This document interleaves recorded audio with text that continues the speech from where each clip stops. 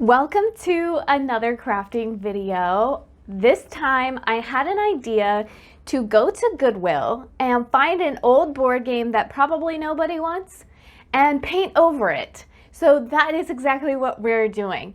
I have made a design digitally.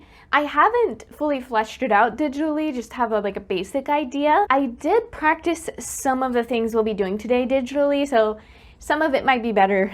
I decided to try something new and do a voiceover video. So you guys will have to let me know if you like the voiceover style for the video. Without further ado, I'm gonna let voiceover Eloise take it away and I'll see you at the end of the video.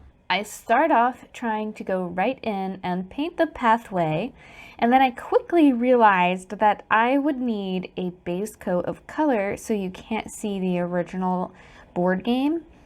I chose black because I would likely only have to do one coat with the black paint, and if I did white, I might have to do two coats. So enjoy this satisfying time lapse.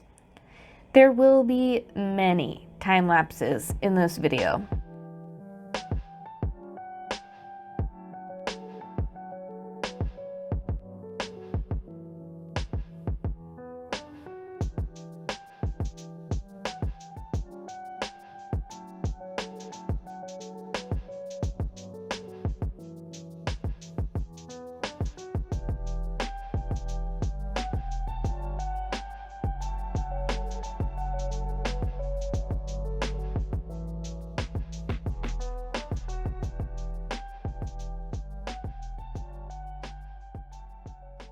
I wanted to start with the little path in the middle so that I know how to proportion each side.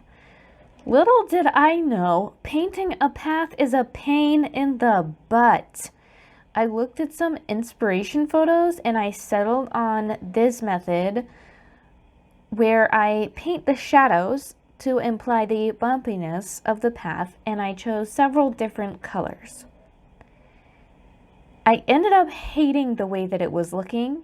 It kind of reminded me of a muddy river, so I did a wash with brown paint to mute the colors. Then I added grass. For the grass, I started with dark green, and I was attempting to do a dry brush stroke to emulate grass blades. I hated it. It didn't look right to me, so I added a lighter color of green on top and then some tiny white flowers. I decided that this is acceptable. So I moved on to what? More grass. This grass, I actually practiced so that I had more of an idea of how I wanted to do it. I started with overlapping patches of color, dark green, lilac, and light green. And then I went back and blended them all together using a stippling effect. Once I was happy with the grass, I began adding flowers. When I was looking for inspiration, I saw that there are red and orange tiger lilies that live near ponds, and tiger lilies are one of my favorite flowers, so I knew I had to include it. I also saw many different colors of tiny flowers, and so I chose my favorite color, which is pink.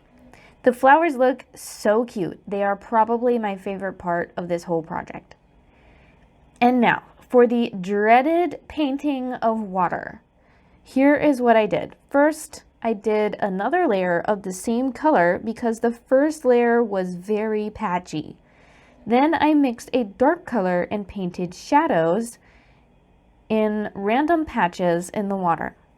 Then I used a lighter blue and painted the highlights and was meant to blend those highlights seamlessly into the shadows, but my paint was drying way too fast for blending, so I did my best. I hated the way that it looked. I felt like the contrast was too big, so I did a wash with a light blue paint, and at that point I had to take a break because I was getting really frustrated. When I came back, I added some thin white lines of the highlights and blended those to the best of my abilities. I called it done at this point. If anyone is good at painting water with acrylics that dry really, really fast, please link your tutorial. I tried following a tutorial for this, but my paint was drying way too fast to blend. Okay, so I might have underestimated the amount of time that this is going to take, but I don't want to post a video of just like half of it is painted, and I don't want to not post a video. So today is Sunday, and I basically have this evening to finish painting this. My plan is to stay up as long as I need to finish this painting. So here I am watching TV and painting the lily pad late at night. This was super easy compared to painting the water. I simply added some light green lines starting from the center and then blended them. With that, the pond side was complete and it was time to begin the forest side. On the forest side, I have a mushroom as the opposing circle to the lily pad, and I wanted to indicate that it is a mushroom without painting it like a mushroom cap. So I painted a border around the edge and painted some red dots. I had completely forgotten that most dotted mushrooms are red with white dots. You can tell that I was losing brain power. Now, at this point in the evening, I was getting a little silly and a little frustrated, so I couldn't think of anything more interesting than tons of tiny, multicolored leaves. It took about 1.5 hours to paint these leaves, and I'm not even thrilled with the results. I decided the only way to save the forest was to add a derpy little snail. He does make it better. With that, we are done. Let's peel the edge tape and reveal the final project.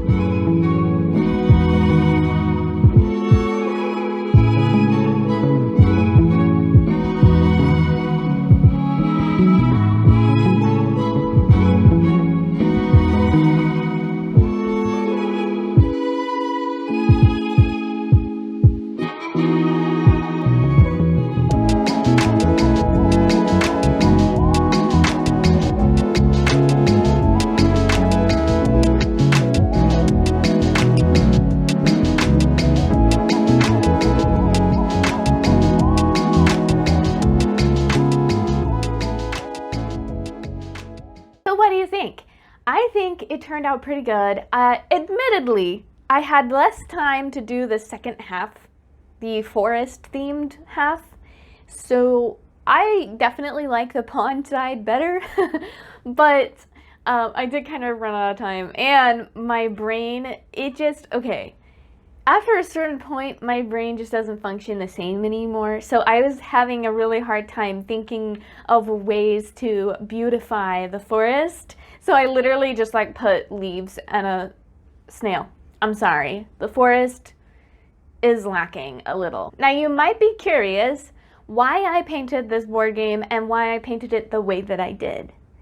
And I actually can't tell you too much about that because I had an idea for a board game, and I am developing all of the gameplay right now. This is the basic design of the board game. I'm designing the board game digitally, and there's a lot more detail, and it is definitely prettier digitally. Even though I spent over 8 hours painting this week, I'm still excited for my next painting project, and I'm still excited to do digital art. I am definitely not burnt out, which, by the way, when I did literally any clay at all, I was immediately like, I'm never doing clay again, unless I have to. I would definitely say that painting is one of my favorite crafts now. I hope you guys enjoyed this week's video.